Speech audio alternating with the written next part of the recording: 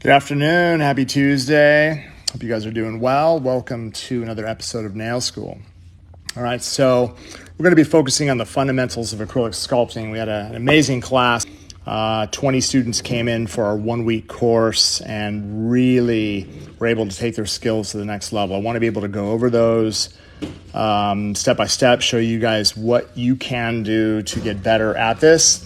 For those of you guys that are just following us, make sure to smash that like button. For everybody out there that needs information, you can go to www.youngnails.com. Okay, so the first thing we're going to do is go through the process of preparation. We teach our students to push back cuticles, and then what we want to be able to do is use our electric file to gently remove shine from the surface of the nail. So I'm using my electric file at a very gentle pace, about 3,000 RPMs. And we want to tickle away the shine. We do not want to be aggressive. So what I want to be able to do is use the handpiece to lightly feather away the shine, not just around the perimeter of the nail, but through the body. You can see that I'm using what I call a light feathering motion. The same pressure I would be using on the underside of my wrist. Right, so if I was working again around the nail, I don't go side to side. I'm using this part of the barrel right here, and I'm barely touching it, barely touching as I go around the perimeter to clean up the cuticle area. And then what I'm going to be able to do is lightly feather from corner to corner, right? You can see how I'm starting here and moving this way. And then what I can do is lightly go around the perimeter to make sure that I'm thoroughly removing shine from the surface of the nail. Once I am done doing that, what I want to be able to do is use swipe. And I'm going to clean the surface of the nail by just brushing off the dust and the excess contaminants from the surface. What this is going to do is set it up for protein bond application, right? So I'm just making sure that this is fully dry. And then what we're going to do is use a little bit of protein bond. I'm going to apply one coat, right, on all 10 nails if I was working on a full set. And then once I am done doing all 10 nails, what I'm going to do is come back and apply my second coat. I'm almost out of protein bond.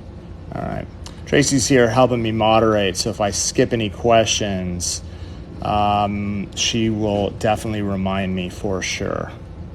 All right, so what we've done is we've applied 2 coats of protein bond on the surface of the nail. Now this is ready for application.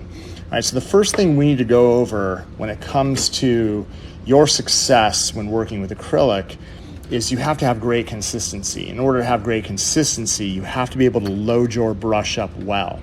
For those of you guys that just joined us, make sure to smash that like button. And again, for any information, you can go to www.youngnails.com. I don't want to swirl the brush or pull off multiple sides. What I want to be able to do is submerge the brush and lightly tap. That way, what we're able to do is pull down at a 45-degree angle and bounce inside the powder so that you have a nice bead on one side of the brush. What this is going to do, this is going to allow you to release the product from the brush without sticking, right? And that's what we want to be able to do.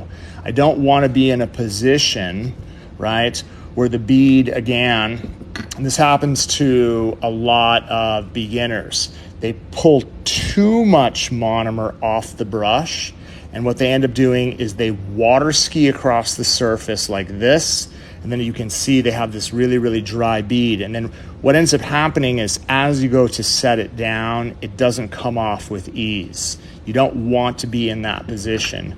Is your monomer really low odor?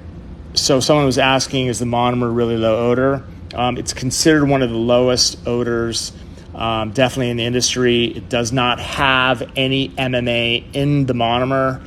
A lot of salons, if they decide to use a product like that, it definitely can be irritating. There is an ethyl methacrylate smell, so you are going to get a little bit of odor for sure. What size brush are you using? I'm using a number 12. This is a Greg Signature Series brush.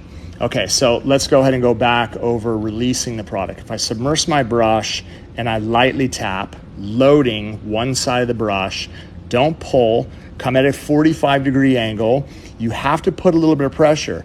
If you just set the tip of the brush inside the powder like this and expect the brush to pick it up, this is what ends up happening. It falls back inside.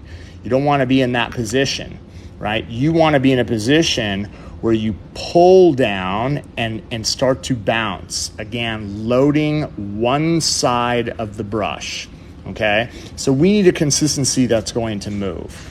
And again, in order to get that, what you have to do is have the proper amount of liquid.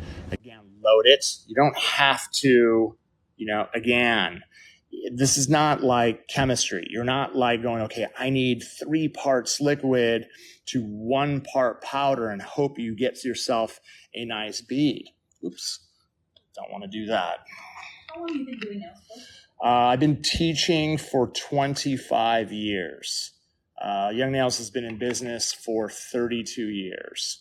Okay, so you'll notice, again, if I submerge my brush and lightly tap on one side, in order for me to get a good bead, I need to come down, see the angle of the brush, pull down, bounce, bounce, bounce. Now, here's the thing. If I count 1, 2, 3, and then release at 4, take a look at the consistency. I'm not going to get anything that's going to run. This is going to allow me to lightly tap around the cuticle area, and notice that I'm actually swiveling my brush around the perimeter so that when it starts to set, I want to show you guys cuticle work. Like if I was going to do an overlay and my focus was trying to get a tight cuticle area, what we're trying to accomplish is the cuticle area naturally running right this way, not creating a ledge. Okay, so we have to get the right consistency so that we're able to build from this point to this point, right? The most important thing, especially with the beginner, is understanding that the right consistency is going to help them, especially when they're learning proper balance, right? And they're learning how to, again, walk around the perimeter of the nail. So if I was going through a nail like this and I wanted to complete an overlay and to do it in the least amount of effort, what I would do, submerge my brush to get that frozen piece of acrylic out of the dish, right? I'm gonna tap this nice and flat. If I submerge my brush, lightly tap, pull down, bounce, bounce, bounce, and I count 1, 2, 3, and around 4, I release it. I'm going to have the consistency to lightly walk around. Now, if it starts to lightly move out to the sides, all you need to do is bring it in. It's going to start moving down towards the stress area from the side and the front of the bead. I'm going to be using a very, very light pressure to start pulling the product down towards the tip. And you're going to notice as everything moves down, it starts to shape naturally. Look at this, right? What we're trying to accomplish is trying to get this natural shape. We don't want the acrylic to slide off the sides. We don't want it to divot in the back end and be too shallow and create too thick of an area up here. Especially if you're working with a natural nail like this, what you want to be able to do is move the acrylic from this point to this point in the least amount of effort. Why do my brush bristles go everywhere? Why do your brush bristles go everywhere? Your brush bristles go everywhere. First of all, it could be your brush.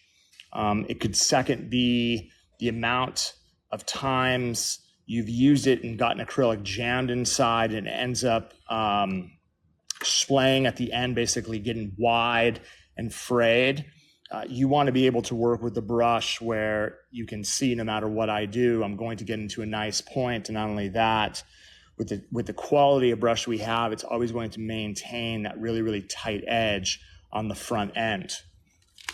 Can you use the monomer with dip powder? Can you use the monomer with dip powder? You can if you're doing color powder designs for sure.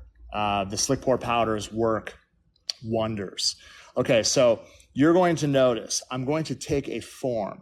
I'm going to pinch the front end. This is going to create a handle. If I open the arms, you're going to note that I have a C-curve, natural C-curve. What this is going to do, it's going to fit on the front end. I'm not trying to jam it on the back. I'm trying to get the form to rest right here on the front end of the free edge. So if I lightly hold the very, very bottom of the form and I just lightly slide this underneath so that it's barely touching. I can take my hand and lift it so that my form, as you can see, is going to be dead straight. Take a look at this, right? It's not tilted down. It's dead straight. I'm trying to get my side walls built out so that they look, when fully sculpted, right? I want a very, very straight edge coming off that side. So what we have to do in order to build the tip successfully, I have to submerge my brush. I'm going to lightly tap it. I'm going to pull down, bounce, bounce, bounce. I'm going to get myself a nice bead. What I'm going to do is lightly remove the monomer from one side of the brush.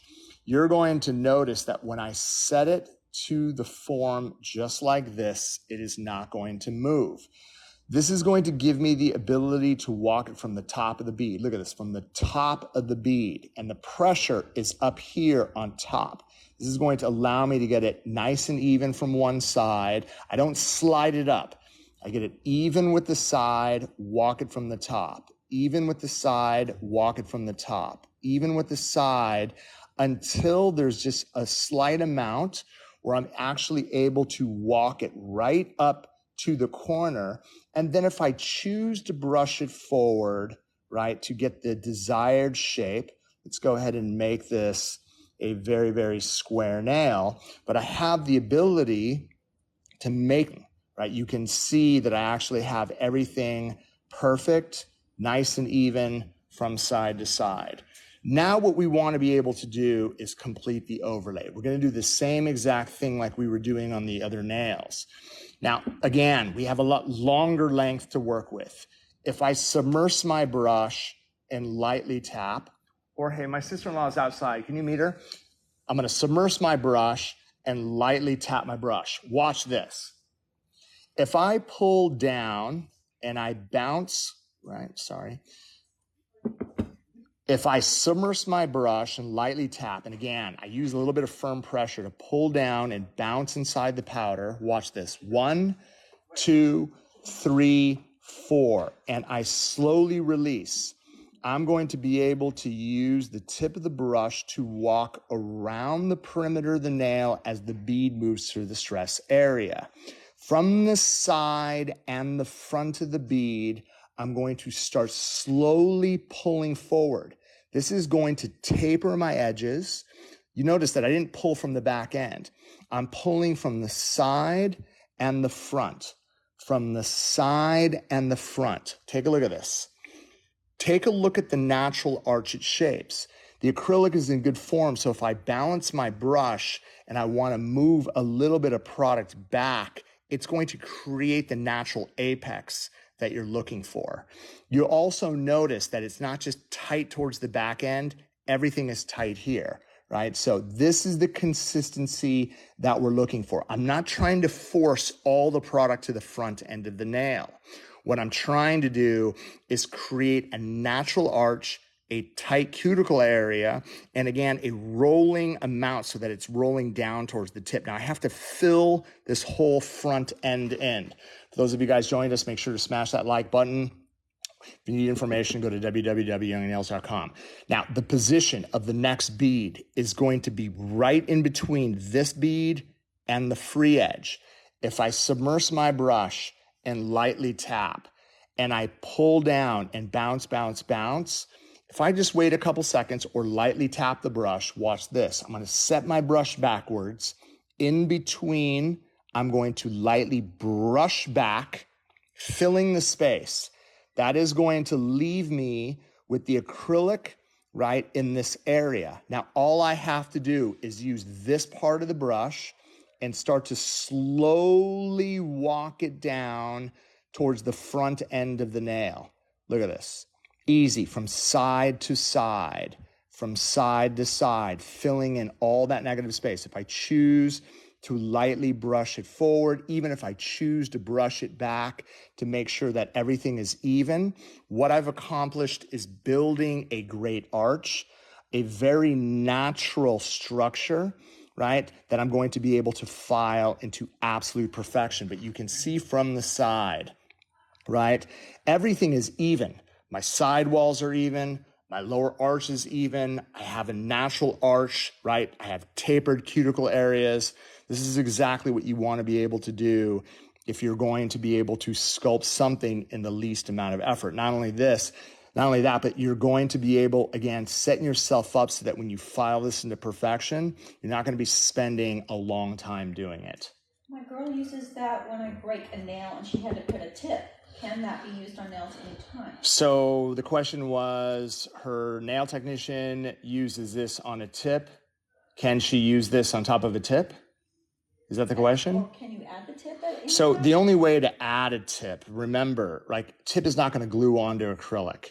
If you're doing a tip, you have to remove as much product from the front end as you possibly can, exposing the natural nail. This is going to give you the ability to be able to glue that tip onto the nail so that you're not going to have any adhesion problems. Notice also, I keep my brush in my dish, right? What this is going to do is it's going to prevent any acrylic from jamming up the brush, getting clogged. It's going to allow me, right, to get this completely clean so that if I have to use a towel and swivel everything out, right, it's going to be absolutely flawless. And that's what we want to be able to get to. Why do you pour the monomer over your brush? Why do I pour the monomer over my brush? I'm not pouring it over my brush. What I am doing is, oh, you're talking about when I'm actually putting it inside here. Oh, okay, so this is a trick that I've done for a long time. A lot of times, if you just try to take your bottle and you pour it inside your dish, it ends up spilling down the side of the bottle. If you end up holding the bottle up to the ferrule, what you'll be able to do is dispense the liquid inside your dish without it spilling all over the place. This is a great way for dispensing it and maintaining that you're not going to get product all over the bottles that you work with. All right. So what we're left with, right, again, is a nail that's set, right? You can see that everything is practically dry. What I want to be able to do right now is be able to shape this in the least amount of effort. So if I keep my hand file straight on one side, notice, right, that I'm building a very straight ledge. Right, look, it rounds off and it comes down dead straight. This is getting my sidewalls absolutely perfect. Now, what I'm going to do, I'm going to lightly taper the front end. This is just going to taper that front to make it even. To get my sides, right, the lower arches, to get this part that's coming down from the bottom, I don't want to create a problem like this. The biggest problem that a lot of pros have when they end up building a nail all the way out, right, and they end up filing it. Greg Salo is Messy Marvin today. Sorry about that, you guys. What I'm going to show you guys, if I end up building a nail just like this, right? Let's just say that this is the nail, and I end up filing it wrong. I don't want to put an arch, right? I don't want to put a gash in the side of the nail. We don't want to put a gash right here in the side of the nail. So what you want to be able to do, take the hand and turn it to the side just like this. If I line my file at the lowest point, don't stick it into the corner and try to file in. Start from this point right here. Notice, if I start from the lowest point and I file up, what will end up happening when my file reaches the end of the growth channel, you're going to end up building, look at this, absolutely flawless lower arches. I'm going to do the same thing on the opposite side. You can see all this product is a little bit lower than the extension. So what I want to be able to do is I don't want to start to the corner and pull into the side. I want to start from this point parallel to the finger. Watch this. I keep contact. I continue to saw straight up and down until my hand file reaches. That way I'm actually able to build a really, really straight lower arch coming off that side. That's what we want to be able to do. Okay, now, once we have the sides shaped, I'm going to take my safety bit. I'm going to leave a little bit of space. I'm going to lock this up. I'm going to turn my electric file to about 12 or 13,000 RPMs. And this is how fast you're going to be able to file this into perfection. Notice the cuticle area, I'm filing in one direction towards myself. But what I'm able to do is I'm actually able to get a really beautiful shape from here to here. If I'm looking down the barrel of the nail, you can see the level of thickness. I have way more thickness on this side. So I'm going to pull in one direction towards myself, and you're going to notice, right, if I place my hand here, I'm trying to get an even C curve from side to side. As a beginner, if you're holding the electric file and you're trying to do this side-to-side motion, this is what ends up happening. The bit ends up spinning around the whole entire surface of the nail. I don't want you to do that. You do your upper arch first. You do your C curve in one direction as the barrel starts moving this way. Now, around the cuticle area, if I just go around and I'm reducing thickness in one direction, right? Taking down enough thickness so that I can follow through the balance of the nail, reducing the rest of the bulk. Okay, check this out, right? That is done. I don't need to electric file more. I need to be able to use the electric file to reduce as much bulk as I possibly can, and this is going to set me up for my hand file. We have a question about, won't that hand file the way you were doing it, cut your plane? No, so impossible. Just look at this. Check this out. My hand, no. Yeah, so someone said, will my hand file doing this cut my client? No, because you're not pushing down into the skin this way. What you're doing is you're pushing down here and putting pressure this way, right? Against this point of the nail. You will never cut your client going this way. If you have your hand file and you're coming in at an angle like this, that's when you make the mistake. So watch this. I have a majority of the product filed already around. All I have to do is lightly blend one corner. I'm going to lightly blend the other corner. My cuticle area is done. Now, the amount of time I have to spend blending the left side, again, I'm holding my hand file from the top, coming down at this angle. Watch this. This left side is done. My right side, contact into the nail, let it fall, right? So what I'm actually able to do is cover both sides, right? I don't have to think. All I have to do is act. And then what we are left with, which we want, is this. I'm going to bring this up. Last but not least, I want to be able to take the hand and I want to look down the barrel of the nail. Look at how straight my sides are. Look at that, razor sharp straight on both sides. This is where you're going to look at client profile and you're going to adjust it from side to side to make sure it's even.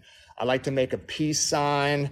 I'll rest it on the surface holding the client's knuckle, rest it on the surface with my thumb. And then what I can do is I can surf the surface from side to side to make sure that we're going to get it absolutely perfect, right? From all angles. Notice if I brush everything off, what we're left with, right? Look at this. Perfect extension coming off the side, great arch, nice and even all the way around. This is what you want to be able to do to sculpt acrylic into flawless perfection. This is going to help you guys get perfect cuticle areas. This is going to set you guys up so that you're not spending hours filing. It's all about application and setting yourself up so you have the least amount of finishing to do. You're asking what grit file you use. I'm using a 150 grit file, right, to do my finishing. So at this point, right, if I'm putting any type of paint on the nail or I'm putting any type of top coat, just remember what you want to do is take a little bit of protein bond around the edges and then through the nail. This is going to prevent any one of your top coats from chipping. And then what we could do is we can take finish gel and we're going to apply our finish gel from cuticle to free edge, right? This is going to give it that lustrous shine that everybody is looking for. And what we want to be able to do is go ahead and cure that out, right, for the full minute inside your LED lamp.